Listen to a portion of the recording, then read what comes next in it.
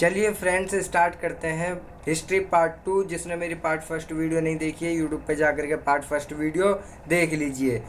Start करते हैं। खिलाफत आंदोलन और असहयोग आंदोलन। खिलाफत आंदोलन क्या था और असहयोग आंदोलन क्या था? खिलाफत आंदोलन 1919 में मोहम्मद अली और शौकत अली के नेतृत्व में मुसलमानों ने जो आंदोलन चलाया था उसे खिलाफत आंदोलन कहते हैं। खिलाफत आंदोलन क्यों चलाया गया था? तो खलीफा की पुनर्स्थापना करने के लिए चलाया गया था। क्यों चलाया गया था? इसमें मांग की गई थी खलीफा की पुनर्स्थापना के लिए।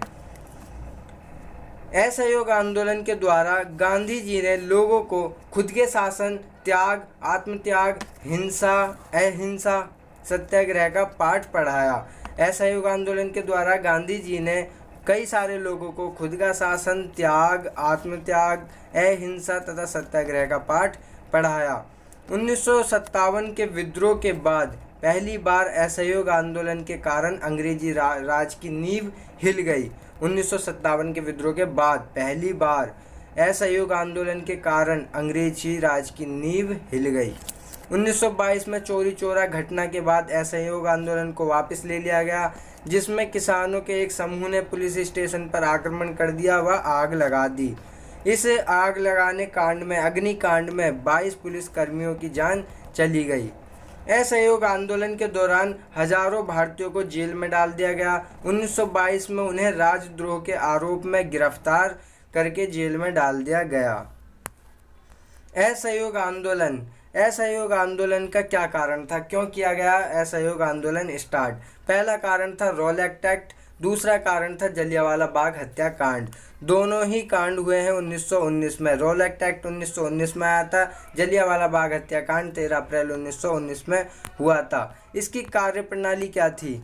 विदेशी कपड़ों की होली, मतलब विदेशी कपड़ों को मत पहनो, अपने भारत की बनी हुई कपड़ों को पहनो। उपाधियों और सम्मान का परित्याग कर दो। जो जो तुम्हें उपाधियां दी गई हैं तथा सम्मान दिए गए हैं, जैसे पुलिस, वकील, डॉक्टरी, इन सब का त्याग कर दो। छात्रों ने स्कूल व कॉलेजों का बहिष्कार किया। विदेशी वस्तुओं का बहिष्कार किया। हम विदेश से कोई सी वस्तु आई उसे नहीं यूज़ करेंगे, इसका बहिष्कार किया गया। स्थानीय संस्थाओं से पद त्याग दिया गया।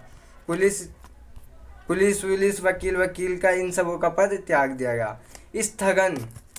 पुलिस स्टेशन पर हमला किया गया, पुलिस स्टेशन जलाया गया, 22 पुलिस कर्मियों की मृत्यु हो गई। 1922 में गांधी जी गिरफ्तार हो गए, हजारों हिंदुस्तानियों को जेल में डाल दिया गया।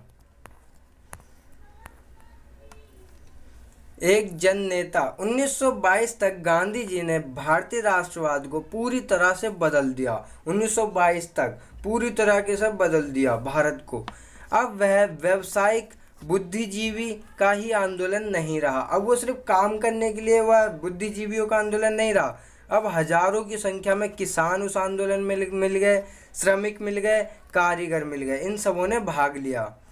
लोग इस बात की प्रशंसा करते थे कि गांधी जी उनकी ही तरह वस्त्र पहनते हैं। लोगों को उनका क्या अच्छा लगा चरित्र, कि वो उन्हीं की तरह वस्त्र पहनते हैं, उन्हीं की तरह भाषा बोलते हैं, उन्हीं की तरह रहते थे, उन्हीं की तरह भाषा बोलते थे।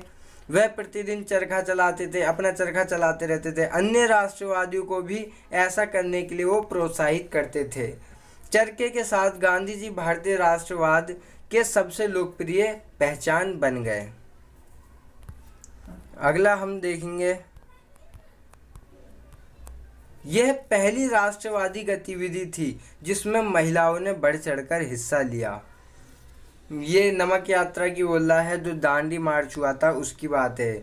नमक सत्याग्रह या दांडी मार्च, इसका कारण क्या था? साइमन कमीशन की विफलता। साइमन कमीशन वापस चला गया, उसकी विफलता के कारण एक काला कानून, बड़ा ही घिनौना कानून लेके आई थी ब्रिटेन सरकार कि नमक का उत्पादन हम ही करेंगे, नमक की बिक्री भी हम ही करेंगे। वह नमक के रेट बढ़ा दिए गए। इस घटना में क्या हुआ? नमक सत्याग्रह में पूर्ण स्वराज की मांग की गई। 12 मार्च 1930 को दांडी यात्रा शुरू कर दी गई। दांडी यात्रा 12 मार्च 1930 को स्टार्ट कर दी। कहाँ से? साबरमती से दांडी तक। साबरमती गांधी जी का आश्रम था, वहाँ से लेकर के गुजरात के दांडी तक। 6 अप्रैल को वो दांडी पहुँचे और नमक कानून तोड़ा। थोड़ा सा नमक उत्पाद किया और अपने कानून को तोड़ दिया। अंग्रेजों ने बहुत क्रूर दमन किया इसका। गांधी जी और उनके जो साथ गए थे लोग, उन्हें गिरफ्तार कर लिया गया। इसका महत्व क्या हुआ नमक सत्याग्रह का? गांधी जी और भारत की ओर दुनिया का ध्यान गया।